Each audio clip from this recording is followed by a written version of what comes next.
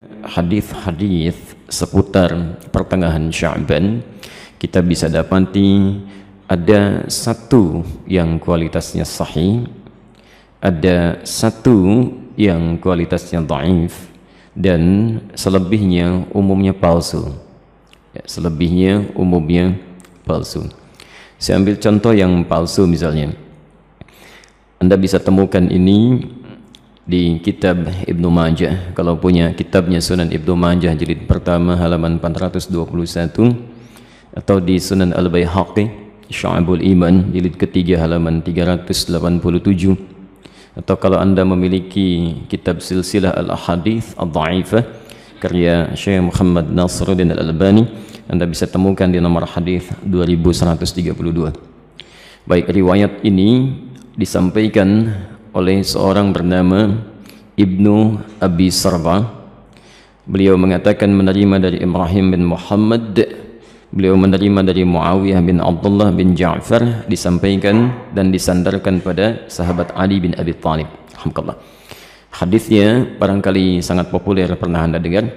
Idza kanat lailatun nisfi min Sya'ban, jika telah tiba malam pertengahan bulan Sya'ban, atau malam atau di hari pertengahan Sya'ban, faqumu lailaha, maka hidupkan malamnya dengan banyak menunaikan salat, wasumu naharaha, dan siangnya lakukan dengan puasa. Faman min mustaghfirin, maka siapapun yang bermohon ampunan kepada Allah, maka Allah akan mengampuni orang yang memohon ampunan itu. Pernah dengar hadis ini? Itu statusnya palsu ya. Hadisnya palsu. Hadisnya palsu. Cacat palsunya ada pada seorang bernama Ibnu Abi Sarbah, orang pertamanya. Ini dinilai oleh para ulama hadis sebagai orang yang sering memalsukan hadis. Adapun yang dhaif Anda bisa temukan di Asnal Matalib jilid pertama halaman 84. Itu disandarkan pada Aisyah radhiyallahu anha, bahwa satu kali beliau kehilangan Rasulullah sallallahu alaihi wasallam di malam pertengahan Sya'ban. Faqadtu Rasulullah sallallahu alaihi wasallam, dan itu bagian Rasulullah menginap di rumah beliau. Ya, diduga beliau sedang ada di tempat istri yang lain. Dicari oleh Aisyah, ternyata sedang ditemukan di Baqi. Ya, beliau sedang berdoa kepada Allah Subhanahu wa taala agar sekiranya Allah berkenan mengampuni para muslim yang telah wafat di pemakaman Baqi. Ya, maka Rasulullah menyampaikan, katakanlah Aisyah, hari ini Allah mengamati kepada manusia dan mengampuni orang-orang memohonkan ampunan. Ini statusnya dhaif, tapi juga disahihkan oleh Syekh Muhammad Nasiruddin Al-Albani. Yang sahih itu riwayat Abu Musa Al-Ash'ari. Abu Musa Al-Ash'ari Anda bisa temukan di Silsilah Al-Hadits As-Sahihah, alhamdulillah, karangan Syekh Muhammad Nasiruddin Al-Albani, nomor hadis 1144. Ini yang sahih, yang kalimatnya juga singkat, ya, bahwa Nabi SAW menyampaikan Allah Subhanahu wa ta'ala mengamati, bahasanya mengamati, ya, kepada hambanya, ya, di malam pertengahan Sya'ban, ya, di malam pertengahan Sya'ban, dan mengampuni yang memohon ampunan sekalipun sebanyak bulu domba di sekuk kalem. Nah, itu yang sahih, ya. Ini sebetulnya semakna dengan hadis-hadis qudsi yang disampaikan orang pertamanya 31 orang sahabat senior, dan itu biasa keutamaan-keutamaan malam. Misal yanzilu rabbuna tabaraka wa ta'ala, Allah kemudian ya menghamparkan rahmatnya ke langit dunia kepada hambanya setiap sepertiga malam. Itu tiap hari itu, ya, sepertiga malam, ya. Maka Allah kemudian berfirman, faqala ya ibadi, hambaku, siapa yang memohon kepadaku aku akan berikan, siapa yang meminta aku akan kabulkan, faman istaghfara liya, dan siapa mohon ampunan faghafartu lahu, aku ampuni dia. Itu tiap hari, tiap hari. Jadi kalau Anda nggak minta itu rugi, dan hadisnya qudsi, ya. Dan khusus untuk malam Sya'ban, ya, hadisnya berbeda seperti tadi kami sampaikan dari Abu Musa Al-Ash'ari, itu dimulai di malamnya. Kalau tiap hari di penghujung malam. Nah, jadi ini yang sahih. Dan amalannya Nabi tidak menyebut spesifik.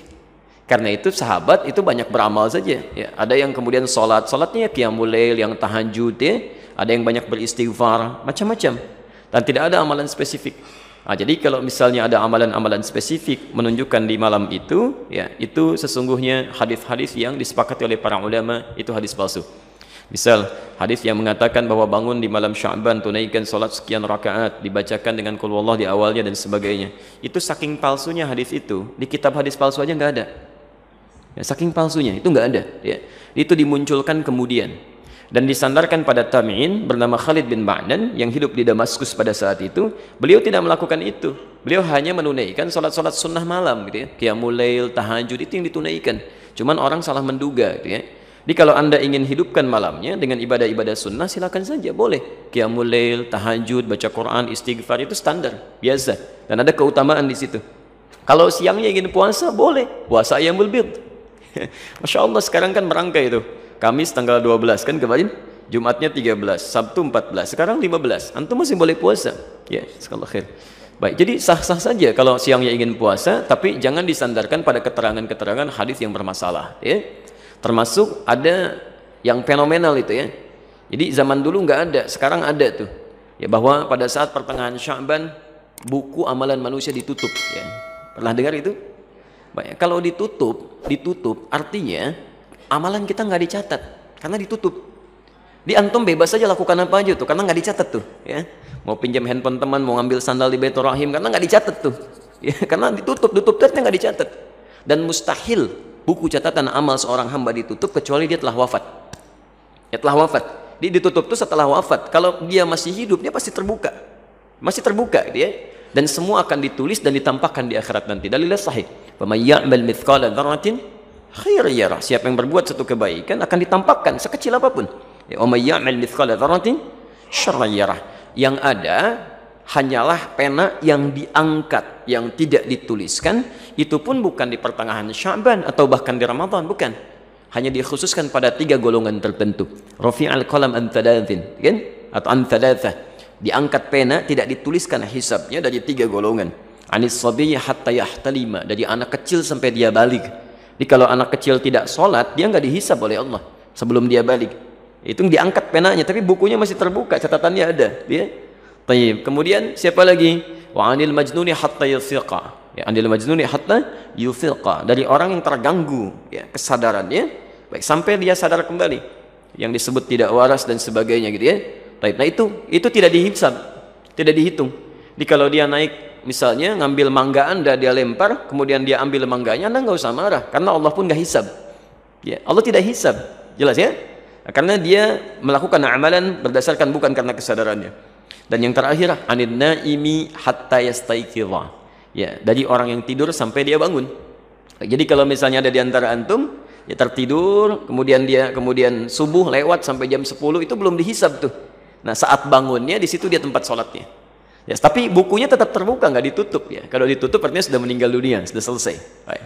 Dan tidak ada kerjaan malaikat nutupin buku, dibuka lagi tuh ya. Tolong tanyakan kapan ditutupnya, kapan dibukanya tuh.